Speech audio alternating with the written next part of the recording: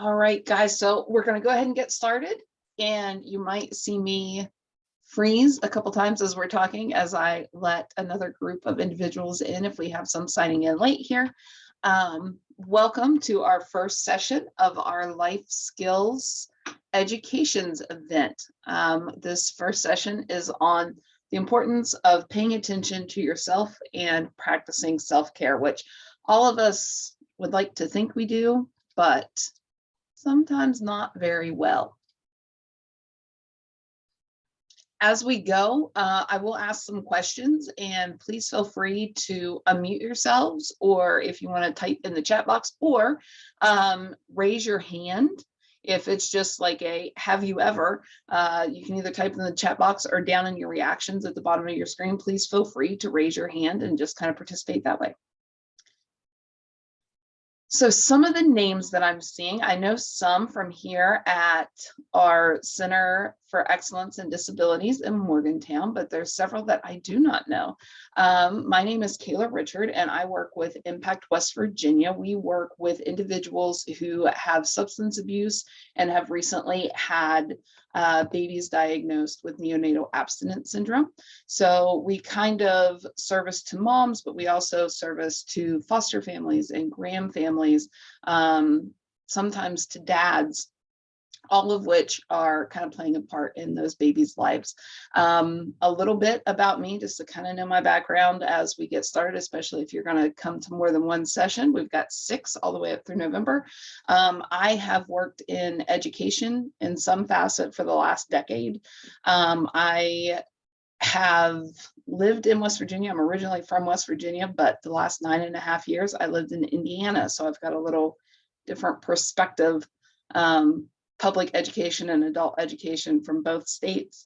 And my family and I have just recently moved back to West Virginia at the end of 2021. So when we talk about being stressed here in a few moments, if any of you are stressed, I can relate because, you know, 2 states move and just bought a house, and we have a 6-year-old. So plenty of things to stress out about. All right, so the first thing is, what is self-care? Actually having a definition for it. Most of you have probably heard somewhere along the line that you need to practice self-care, or you need to spend more time on yourself. What actually is it? Because a lot of times we kind of have a muddled definition, but actually focusing in on what it is very important to understand what it is. So self-care is any activity that we deliberately do. So we make time, we plan it out, we deliberately do in order to care for all 4 facets of our health. So mental, emotional, physical, and spiritual.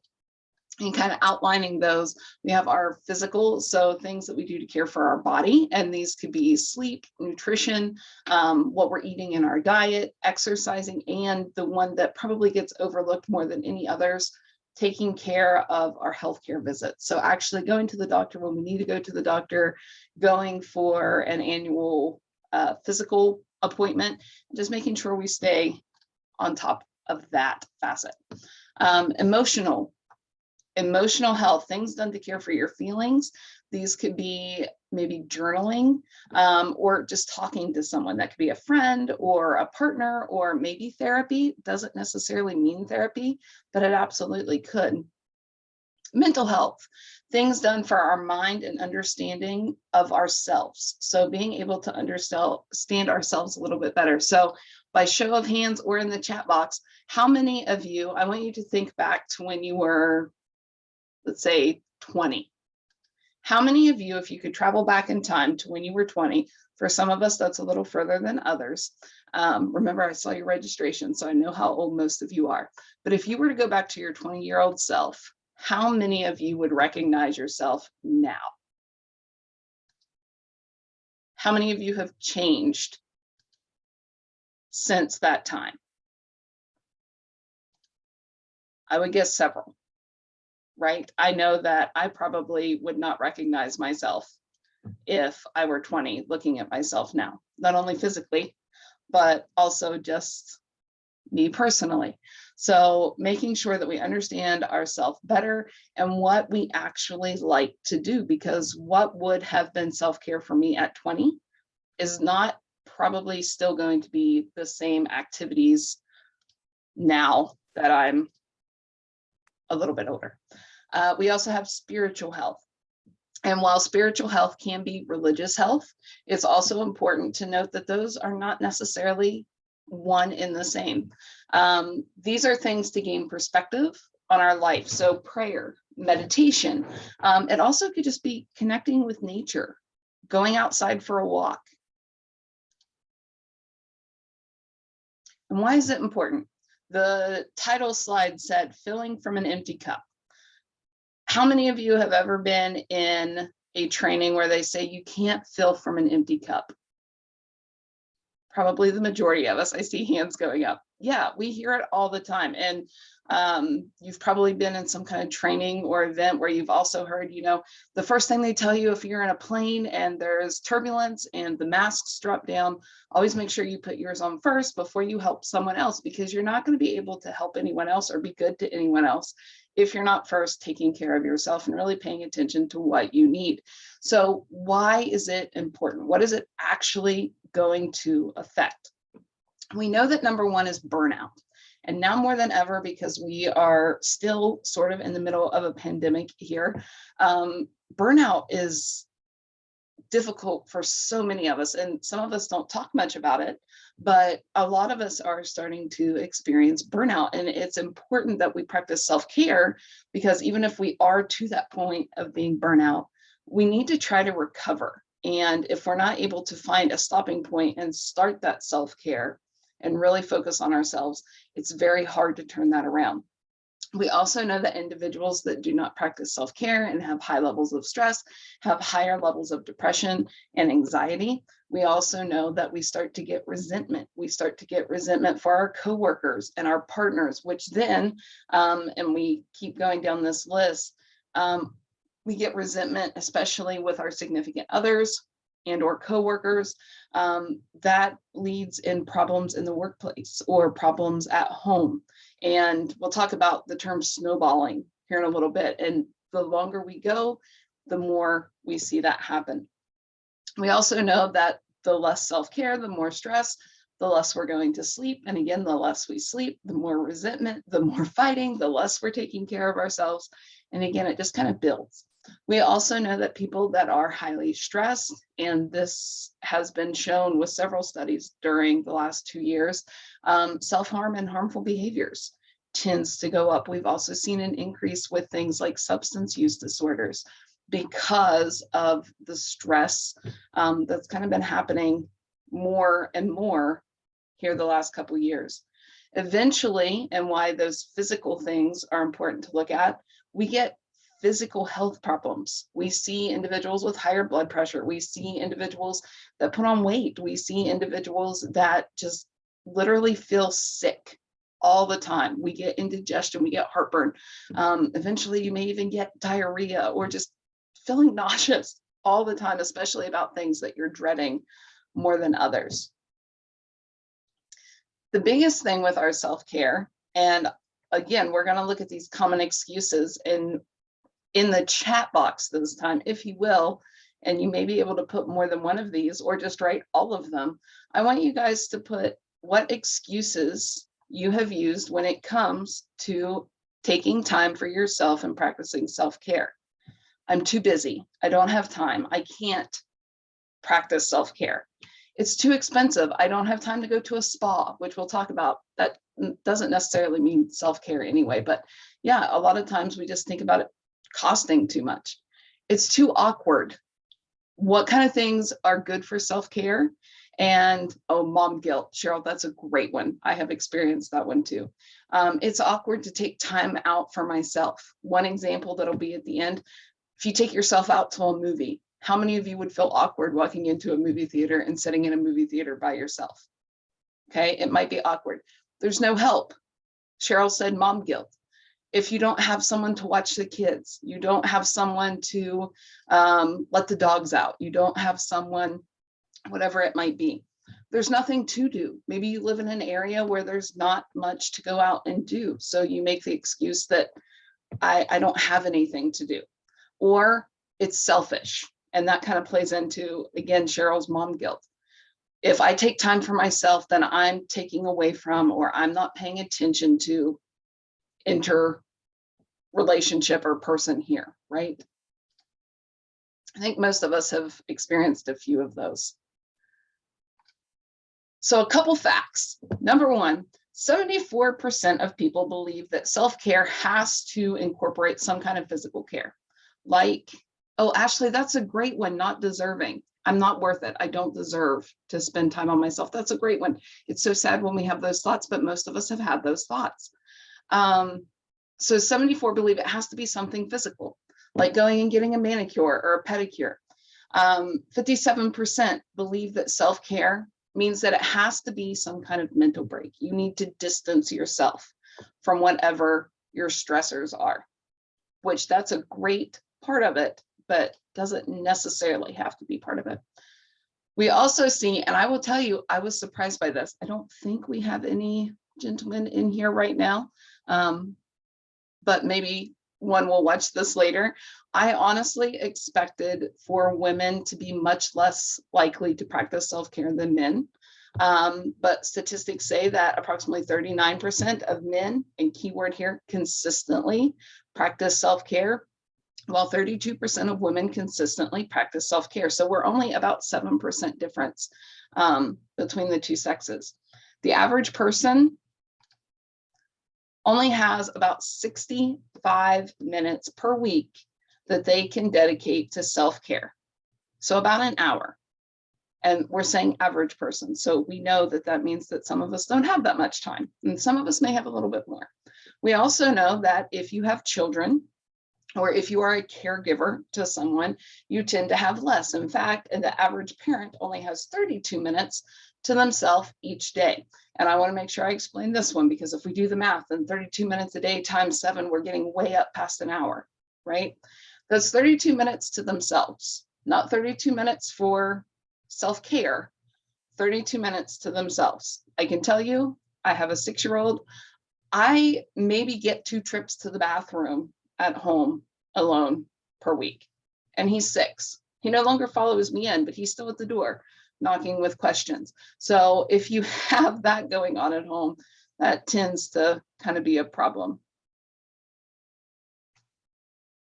Yeah, it really is.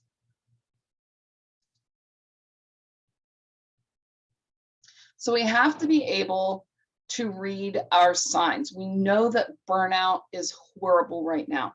How many of you notice signs as you start to get really stressed out? Start to notice signs that indicate that I need a break. I'm not handling things well. I'm guessing probably several. They may not be the same signs every time, but most of us have some sort of sign that we notice as we start to hit that point. Some of those might be things like loss of pleasure. Whatever that pleasure might be, nothing really brings you pleasure in your life. And again, that relates back to our depression and anxiety. Concentration problems. I'm horrible with that. The more stressed out I get, the harder it is for me to keep my attention on one thing. Increased mistakes. That's a huge one. Oh, Kimberly. Yes. Yeah, well, definitely. Increased mistakes. One that comes to my mind, my husband and I, one of our self-care things is that we try to cook together every once in a while, which we'll talk about why that's not always the best self-care, because if you've ever cooked with someone else, you know that sometimes that's just stressful. But if I am really stressed out and it has been a hard day, I am more likely to cut myself while preparing the food. And if you've ever nicked yourself while using a knife in the kitchen, most of the time it's because concentration problems, your mind was elsewhere, or you've had something come up. You're not really there. Isolation. You set yourself away from everyone else. You try to escape. Emotional reactivity. How many of you have ever snapped at someone when you've been stressed? If I don't see everyone raise a hand, I know you're lying, because every single one of us have done this. Some probably more than others, right? Yeah, we have all snapped. It may even have been at a dog or a cat, but one of us, we all have snapped, probably within the last couple of days, in all honesty. Relationship issues. We know that the more stressed out we are, the more strain we're going to put on a relationship. And that doesn't mean with a significant other. Think about how often you have relationship issues with mom or dad or siblings, or maybe even your children, depending on how old your children are. Insomnia. And then you notice that fatigue is right below it. So this kind of goes both ways. You can't sleep, but you also feel tired all the time. But for some reason, you just can't sleep. And then the last one, and this is probably my biggest red flag, loss of objectivity. I don't care. Whatever you want to do. I really don't care. I'm just here. Where do you want to go eat? I don't care. Most of us have had that at some point too, right? So Kimberly already gave us one, but I'm curious to know, and you can unmute if anyone would like to share, or in the chat box, let us know, what are your red flags? So what red flags do you notice when you are just getting to that burnout point?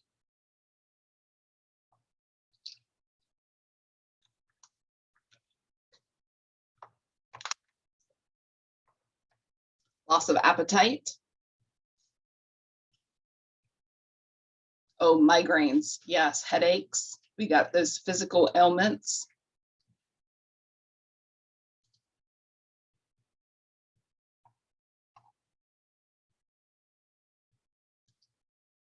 Yes, yes, you just reach a point. It's that just kind of complete loss of pleasure, right? You just kind of go numb, tired and want to sleep, irritability. Yeah, we all, and again, a lot of us probably have similar flags, but how many of you pick up on those red flags? Because again, I'll tell them myself, until it really gets bad, until I have that almost breaking point where I do snap at somebody, I oftentimes have trouble realizing that I'm getting to that breaking point. So the more able we are to really focus on identifying those red flags, the better it's going to be for us to be able to say, hey, I need to do something. I need to set aside this weekend, instead of doing this, I'm going to take 10 minutes for myself. And sometimes that may be all it takes, is just a few minutes, but you have to be able to spend time on yourself. So in the email with the link for the meeting today, I sent an assessment. There are a ton of different anxiety and stress assessments. Some that relate directly with self-care, some that do not. This is another example, and a lot of these on the left in blue were things that you guys just mentioned in the chat box. So headaches, tense muscles, especially across through your shoulders, fatigue, anxiety, maybe even to the point of phobias, difficulty falling asleep, irritability, bouts of anger and hostility, boredom, restlessness. All of those are things that we tend to see more and more as we get stressed. So if we come through and we look at how often that is, now we may have some health problems that may cause some of these, but for the most part, as we get closer to, 2 to 3 times per week, every night or every day, once or twice daily, we start to see that we have a little bit of a problem. So there are a lot of these type of assessments. And again, anything in the presentation or related to anything throughout the presentation, I am more than happy to share with you guys. Just let me know or send me an email afterward, and I will have everything to be able to share with you. But filling one of these out and just looking at how frequently some of these are may be a way to kind of pick up on your red flags. Our stress effects. So again, we've talked about a lot of these, but I want to look at the behaviors. more than anything, look at the behaviors, because as we start to get more stressed, our behaviors change, and our behaviors might change because our body, mind, and emotions are changing. But we get more accident prone, that loss of appetite, or me, I'm a stress eater. I know people that don't eat when they're stressed. In a way, I was always jealous because I would put on like 20 pounds when I'm stressed out, but neither of those are good things. Loss of sex drive, loss of intimacy with a partner, drinking, smoking, some kind of substance abuse. If we are, most of us, when we go to the doctor and they ask, do you drink? Most of us would answer, you know, you're a celebratory drinker. You are. I have every once in a while with friends. If we are one that may have a drink every once in a while, we tend to start seeing that number go up quite significantly the more stressed out we get. The same with smoking, and all of these tend to, again, we'll use the term snowballing, tend to kind of increase and get worse the further we go. Okay, hopefully this looks familiar. This was attached in the email with the link for the meeting today. This was just 10 questions long, and some of you very well may have already went through and did it and possibly even scored it. If you have not done this yet, we're going to take just a couple minutes for you to go through the questions. But all this is doing is, for each of these questions, 1 through 10, you're going to answer with a 0, 1, 2, 3, or 4, describing how often these fit you. And these are your interpretation of how often these are happening. Yes, Cassandra, absolutely. I will send those out. In the last month, how often have you been upset because of something that happened unexpectedly? 0 is never. 4 is very often. And again, you're the one answering these, so answer them as you think fits you best.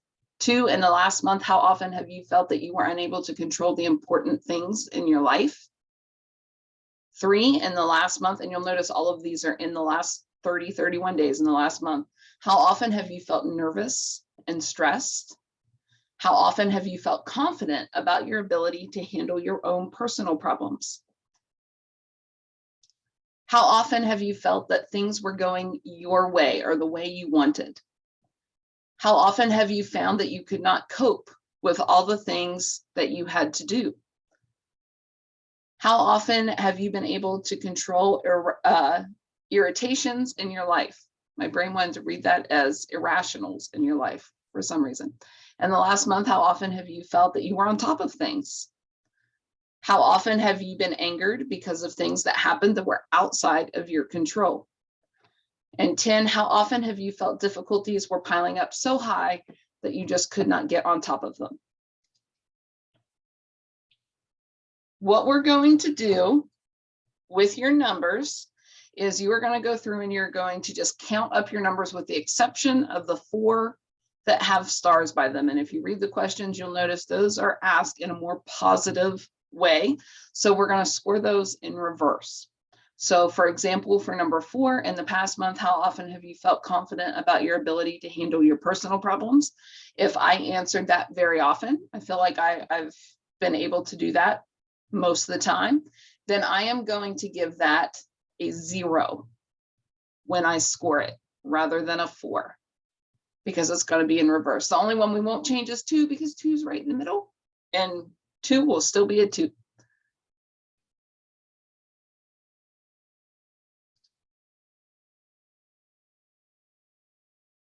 Once you have your number, if you are okay with sharing, and let's be honest, all of us are stressed, there's nothing to be embarrassed about when it comes to your score. And I will admit mine was a 26.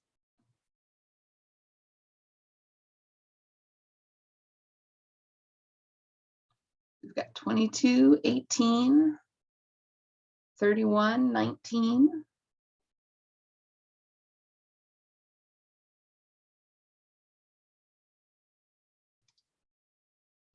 Here is just for comparison. So as you guys are putting your numbers and getting your answers here, 0 to 13 is fairly low stress. 14 to 26, moderate stress. And if you are 27 or higher, it is high perceived stress. And this is the perceived stress assessment. Now, what that means is perceived stress. So this is how you feel. And what's kind of neat with this assessment is if we were together in person, we could kind of compare and we could look at, let's see, we've got a 28 and a 25. So we're like right on both sides of that high perceived stress.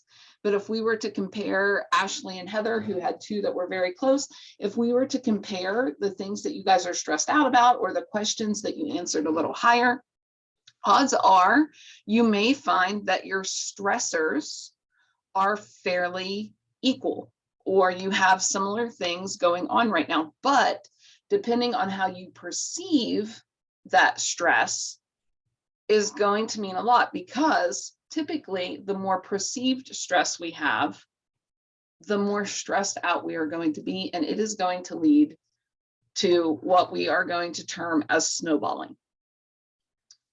So snowballing, what is it?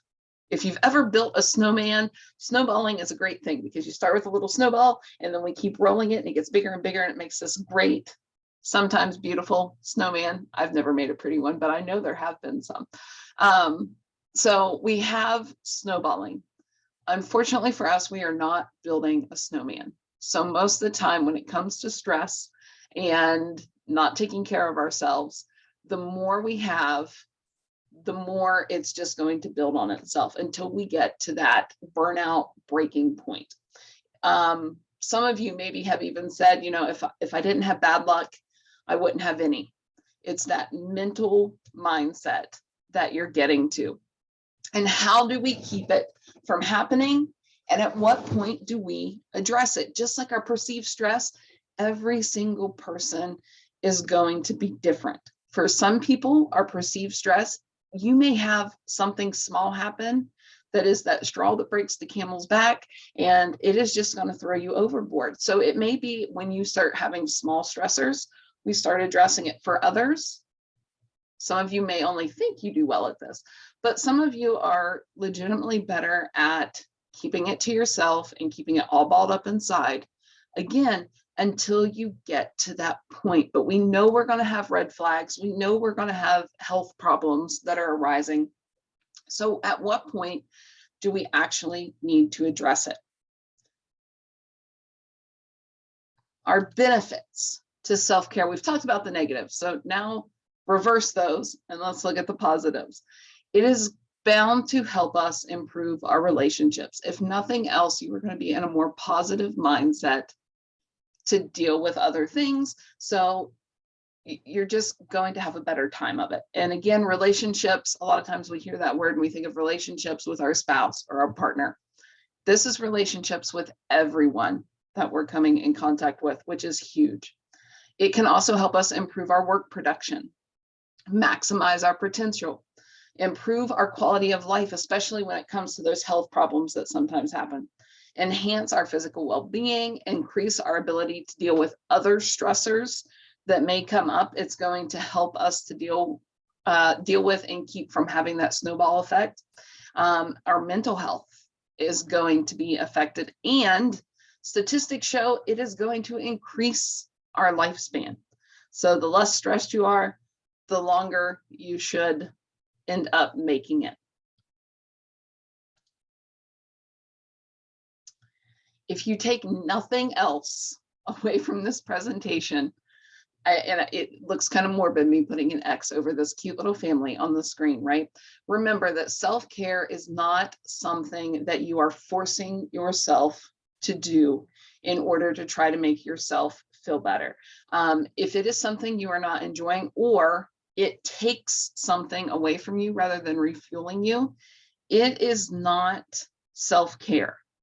And again, I told you I have a 6-year-old. I love going and doing things. I've been a teacher. This is my first summer since having him that I haven't had the entire summer off as a teacher to spend with him. And during the summer, everyone would make comments like, well, you have the whole summer off. That must be great. You get to recharge. We would go to the pool. We would go to the zoo. We would go to all these places. But when you're going with your children and you are having to plan and take care of someone else and deal with every little thing that comes up, it's great to spend time with your children. It's great to spend time with your spouse or your partner, but that doesn't mean that you're recharging. That doesn't mean that you are taking something away from it. Another great example, how many of you do like a yearly vacation?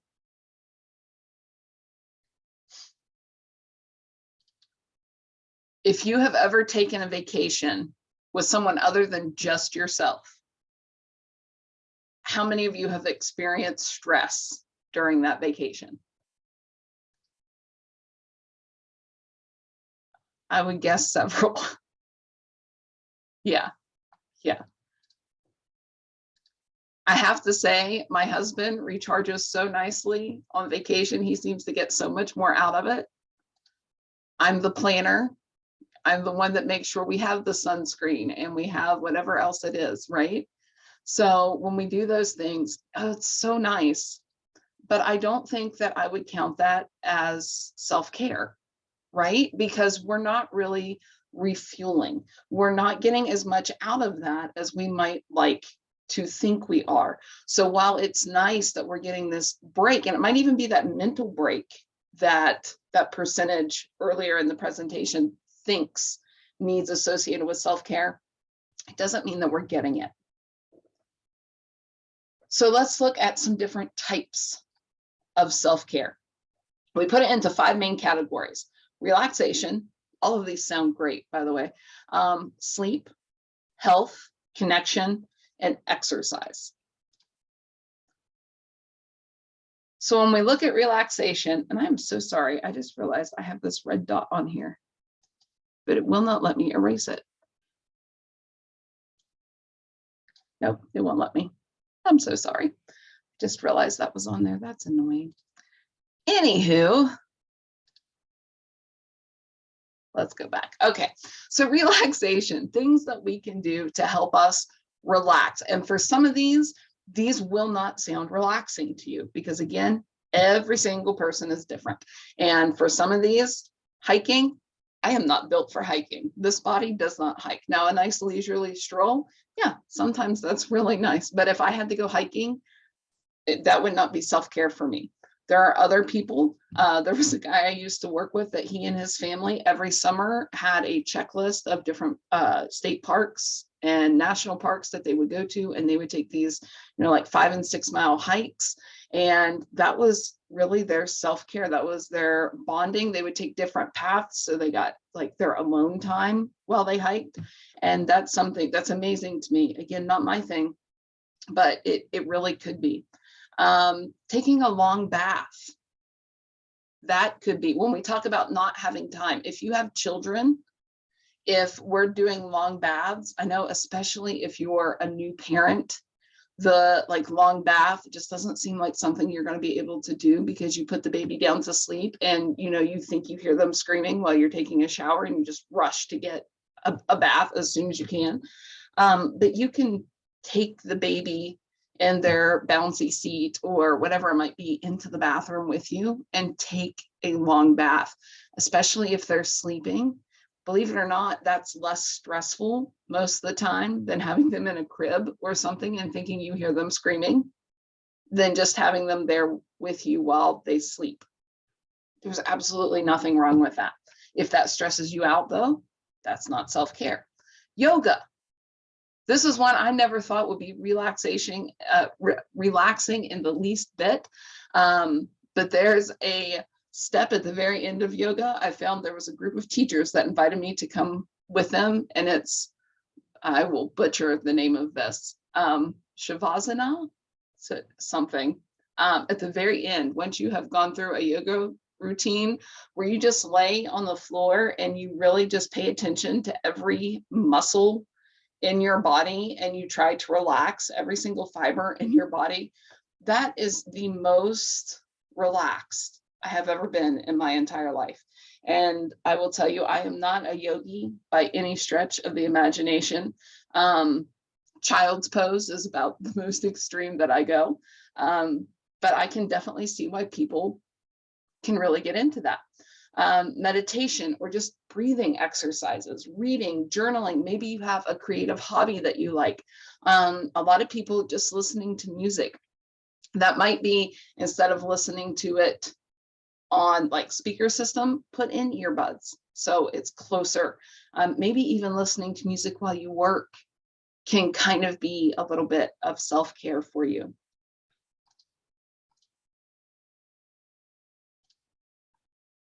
Sleep. Again, this is a huge one because most of us are not getting enough. Tell me the last time you got a good 8 hours of sleep. And notice I said good 8 hours of sleep. Can you remember the last time you got a good 8 hours of sleep? There's probably a multitude of reasons why you can't, but some things that might help if this is an area you struggle, setting a sleep schedule. And just like with children, that doesn't mean that at 6:30 I'm going to do this, at 8:30 I'm going to do this, but just kind of have a routine down for what you're going to do before bed. Limiting caffeine before bed. Some of you may be okay to have coffee at 6 o'clock in the evening. Not me. That would keep me up. I would be wired all night, or just going to the bathroom all night. Limiting screen time before bed. I am not good at this. I don't know about you guys, but I am one. I will check my email right before my head hits the pillow. Some things that might help with that, putting your cell phone, and granted, most of us put our alarm clocks on our cell phones, but if you put it up to charge on your dresser rather than your nightstand, you're less likely to pick it up and check it. If you're a person that wakes up, every half hour on the hour and looks at the alarm clock, turn your alarm clock around backwards or set it somewhere else so it's not as easy to get into those habits. Minimize light or noise in the bedroom. Now, for some, you need noise. Some sleep with a fan, some sleep with a white noise machine. That's okay. That might be your thing. And then also utilize relaxation techniques. If you do breathing exercises, if you do yoga, then we may want to start doing those right before bed. I'm going to have you guys list some others here in just a minute. Health. Establish an eating plan. That does not mean go on a diet. In fact, going on a diet is normally not self-care. If you have ever been on a diet, you probably know this, right? So establish an eating plan. What are you going to eat? Making an effort to eat 3 meals a day or so many snacks a day, not skipping meals. Making an effort to take lunch with you to work so you don't have to go out to eat at work, or making conscious decisions of, okay, we are going out to eat for lunch. What's something a little better for me or brain healthy that I might be able to eat? Making sure we're drinking enough water. By the way, there is water in coffee, but coffee is not water. One cannot survive on coffee alone. Try not to skip meals. That's a huge one, especially breakfast. We need nourishment to get our neurons firing.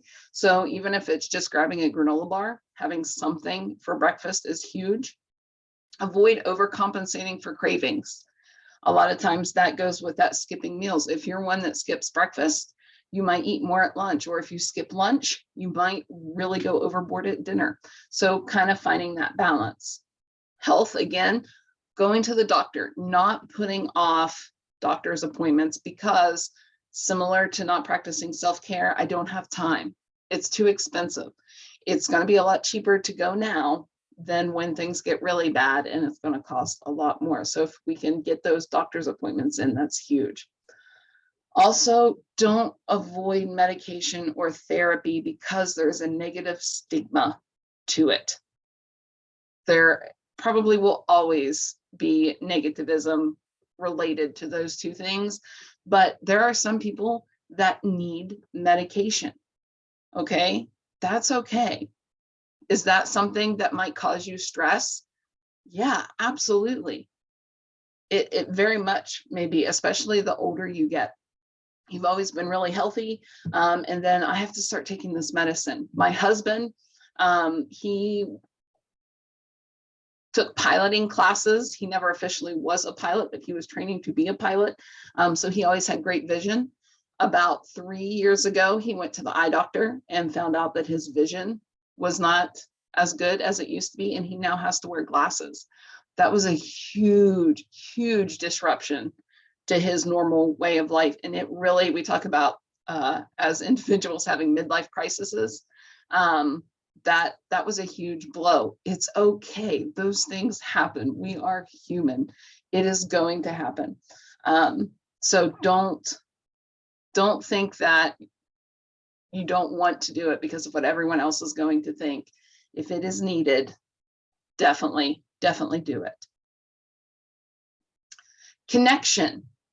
For some, these are not going to be your thing, especially some of them. But connection, when we hear the term, does not mean going out and making a connection with people, because again, that would not be my type of self-care. Some sort of meditation or prayer, participating in community events. For some of you, that may be something that is recharging. Go and join a class. Maybe it's for a hobby. Maybe it's an exercise class. Maybe it's just something that you want to try or a friend talks you into doing. It may be something that you really, really enjoy. Connecting with yourself, going out in nature, especially if you can do it by yourself. Having quiet time, just some time to unwind. And then one of the biggest is enjoyable activities from the past. We said that if you went back to visit with your 20-year-old self, would you recognize yourself? And odds are no. But how many of you enjoyed doing something when you were 20 that you haven't done since you were 20? And granted, for some, that's for good reason, because you wouldn't be able to probably stand up tomorrow because your muscles would be so sore, right? An example of this, again, my son just finished kindergarten. My husband and he really enjoy playing video games together. And my husband found a Dance Revolution mat at a yard sale. Yes, I love my alone time too. We have been playing Dance Revolution in the evenings for the last few weeks. And I can tell you that that has been so enjoyable to me. And I have not played DDR, I believe, since my senior year of high school. That was when it was a really big thing. And I really, really quite enjoy that. So maybe it's something that you used to really like to do and you haven't really participated. And again, it might just because it seems awkward. That's something that young people do. It's okay. You are allowed to still be young, okay? And our last one, maybe, is exercise. So joining a gym or fitness class, again, for some, that sounds horrible. Taking yoga, Tai Chi, Zumba, and there are so many of these. If it's the, like Heather said, introvert, if you are not one that likes to go out and do classes, there are so many YouTube channels, or Amazon has some now that are like classes and episodes where you can do them at home. And it's something to keep you involved. However, I will also tell you, if it's something that you like doing and it's like a class type thing, having someone to do it with is more likely to keep you doing it. And that absolutely could be your partner or spouse. That could be your child. That could be your parent. Okay. But having someone to do these things with also could be very good. Taking a dance class, biking, swimming, weight or strength training, martial arts. Again, most of these would not be my thing because I am not in the shape to do those, but I may try them and really like them. Gardening is one that a lot of times we don't think about being exercise, but if you guys have planted a garden yet this year or just any time in your life, you get some sweat equity built up from that. All right, what are some ideas that you guys have for self-care, or maybe what are some things that you like to do Yes, pulling weeds. I get that too a lot, actually. It just really helps relieve stress.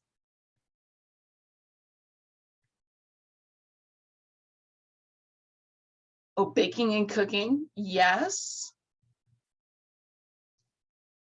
Oh, ASMR. I know a lot of people who are really into ASMR. I have never really gotten into it, but I don't think I've had the right mindset when I've tried. Running, cooking, walking, reading. Oh, adult coloring. That's a great one. ASMR. I don't know what it actually stands for. It's like the noises. Who said ASMR? Heather, do you know what the letters in ASMR? It's like having different sounds and things. I would say compare it to white noise, but that doesn't really do it justice. Heather's tingles. So you hear there's videos too where you can have visuals for it. Heels tapping. So there's different sounds. Thank you, Teresa. Thank you. I knew it stood for something, but I had no idea what it actually stood for.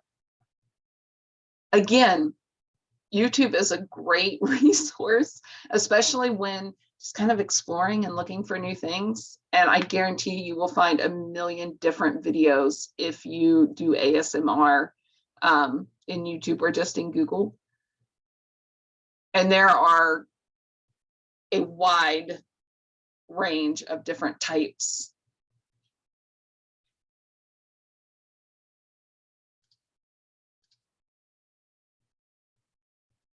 Okay, so remember, don't make excuses, set aside the time, make a plan. And now for some, yeah, absolutely. For some, that may mean a little more planning.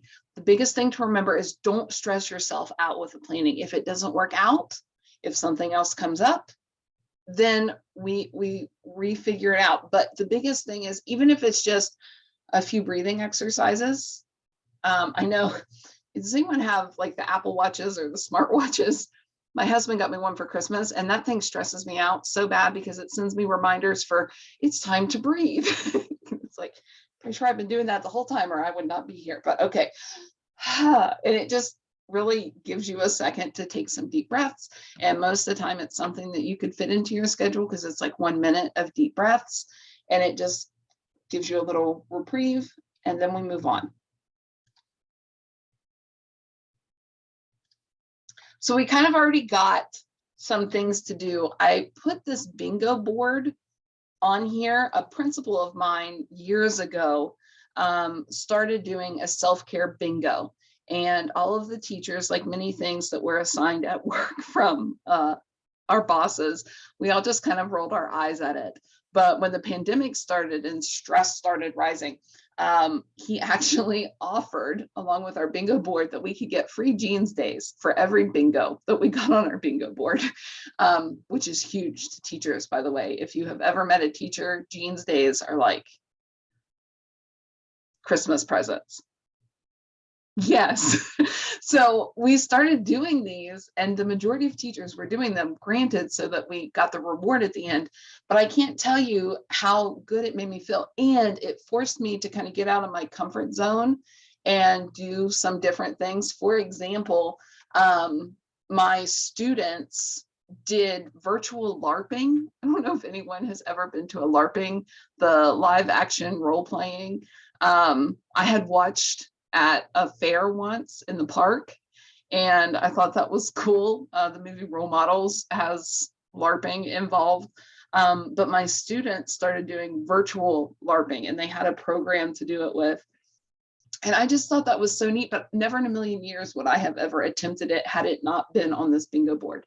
So you can find boards like this, or even just like checklists. Again, online, they're free resources, and it may just be something to kind of get out of your shell a little bit and try some different things to really see what works for you. Some others Positive affirmations. How many of you actually tell yourself that you're awesome or that you're doing a good job? Because odds are no one else is telling you, right? In a perfect world, we would get told that by a million people a day, but so few times do we ever hear it. I get in a habit of whenever I send an email, I just tell people you're awesome because I want to hear I'm awesome. Why not tell people they're awesome? Why not tell ourselves that we're awesome? When we're brushing our teeth in the morning, go through some positive affirmations. Make a happy playlist that you can listen to. Go for a strike for the day. One day, if you have it in your schedule where you can do it, don't have a to-do list, don't do laundry, don't wash the dishes, don't whatever it is, you're on strike for the day. Now, for some of us, that doesn't work, especially if we have multiple children and pets. And so again, not all of these will work for everyone, but some ideas. Maybe you really like to organize. So look at a cluttered space that might need some reorganization, meditate, call up an old friend and reconnect. RuPaul's music? Yes, yes. Okay, guilty pleasure. I will watch the Drag Race. That's one of my guilty pleasure shows. It just makes me feel so good. It's very empowering. Dance and sing when you're doing chores. Yes, me too. I've been watching it on Hulu. That's where I've been watching it too. But if we can dance or sing while we're doing chores, again, I've got a little one, so there are so many, not the clean up, everybody, everywhere. That one just, oh, thank you, Barney. But there are other songs that we sing, or we make up our own songs, or we like have kids bop versions of songs, and it just makes things so much more enjoyable. This one, I won't go over all of these, but I do want to touch on this next one. Do a social media break, especially in today's world.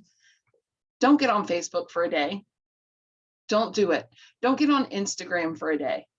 Instagram makes me feel worse than any other social media app that I have because everyone else's life looks so perfect on Instagram. And it always makes me feel like I am not enough. Okay, so don't go on Instagram for the day. Just stay off of it or a few days, or make one of your own brag posts. It's okay to have a brag post every once in a while because odds are that's what everyone else posting on Instagram is doing, is just a whole lot of brag posts. Take yourself to a movie. Have family meals at the table so you can reconnect, talk about your days. Make it a point to have someone listen to you and really appreciate what you're talking about. Light some candles. Take a nap. Go out and look at the stars or the clouds. Yes, Heather, absolutely. I did a Facebook cleanse. I didn't get off of it, mainly because I told you guys we're living in Indiana. So it was really the only way I had to, I guess, kind of connect with family back here in West Virginia at the time. But I went through and deleted so many people during the pandemic because it was just causing so much extra stress with reading some of the things that people were posting. So don't be afraid to delete someone off of Facebook. Oh, I am so jealous. I wish I could give it up. I probably could do it a lot easier now that we're back in West Virginia and closer to family. But that was the one social media app that, everyone used.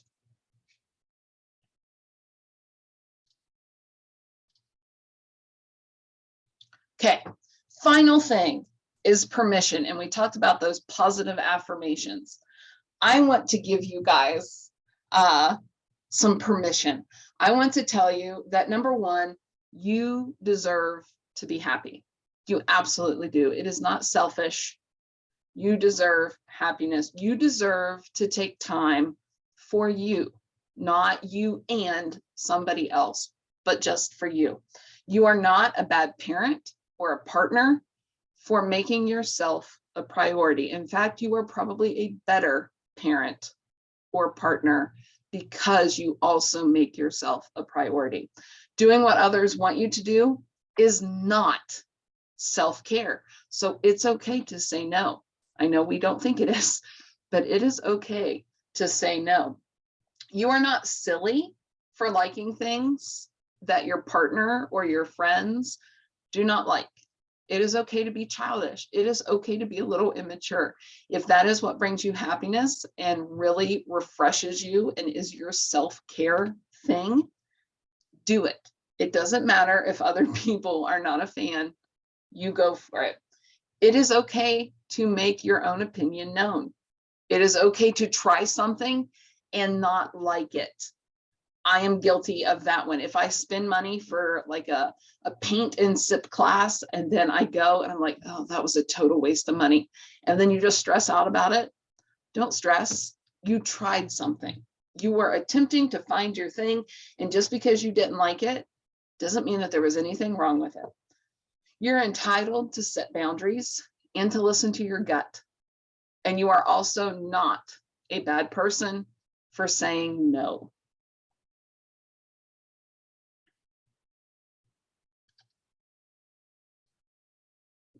Okay, so now we can do a little bit of discussion. I also want to make sure that I remind everyone our next session will be July 20th, so the third Wednesday of July. Again, same time, 2 to 3, and we're going to be talking about budgeting.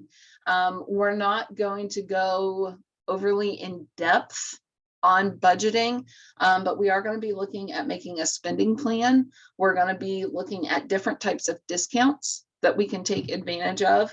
We're also going to look at government supports and programs that are out there. One of the biggest, we're getting into the summer, we have different programs like farmers markets and things that we can use our SNAP benefits for.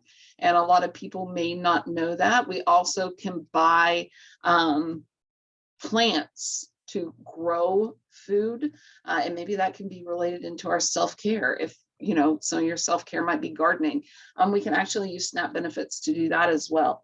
Community resources that are available to help you when it comes to budgeting, and then other budgeting resources that I will share with you as well. So with that, we are right at 3 o'clock, but does anyone have any questions about anything or just comments about you and your self-care?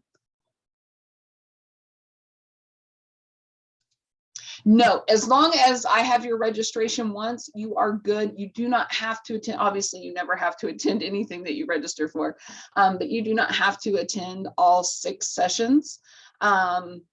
You can pick and choose based on the topics, which one you're interested in.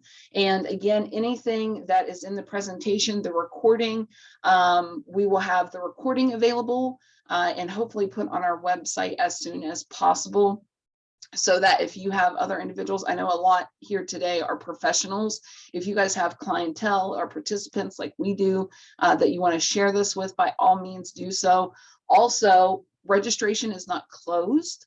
So if you enjoyed today and you think that this kind of session might be beneficial to individuals you work with or friends, whatever it might be, please keep sharing the information, because we would like as many to benefit from this as possible. That's a great question, Kimberly.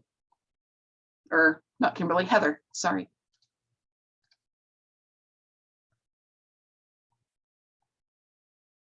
Thank you all so much for taking an hour out of your day